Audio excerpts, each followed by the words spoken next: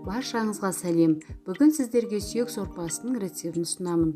Сүйегімізді үшке бөліп, жақсылап жуып тазалап, қазанымызға саламыз. Қазанымызға салған сүйектің үстіне көз мөлшермен сүйегіңіз батып тұратындай салқын су құямыз. Қалауларыңыз бойынша қасына ет қоссаңыздар да болады. Мен жылқы етін қостым, себебі жылқы еті өте ерекше дәм беріп тұрады. Осылай қайнап бастаған сорпамызды толықтай көбігінен тазартамыз. Сорпамыз тұнық әрі мөлдір болуы керек. Көбігінен тазарған сорпамызды ары қарай баяу отта қайнатамыз.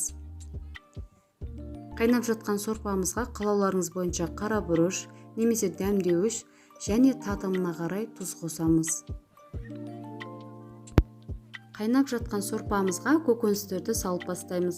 Менде қызанақ, сәбіз және картоп. Картопты пісуіне 15-20 минут қалғанда салып пісірсеңіздер, картоп жылдам піседі. Жалпы сорпаны мен 3 сағат қайнаттым.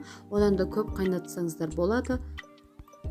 Бұл сүйек сорпасы үлкен кісілер де және кішкентай балдар да сүйсініп ішетін астың бірі.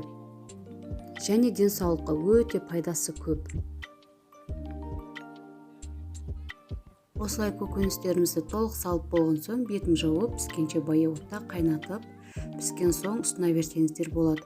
Жанына жілікті бөлек ыдысқа салып ұсынсаңыздар болады. Астарыңыз дәмді болсын. Видео рецепт ұнап жатса, каналыма тіркеліп, лайк басып қолдап кетіңіздер.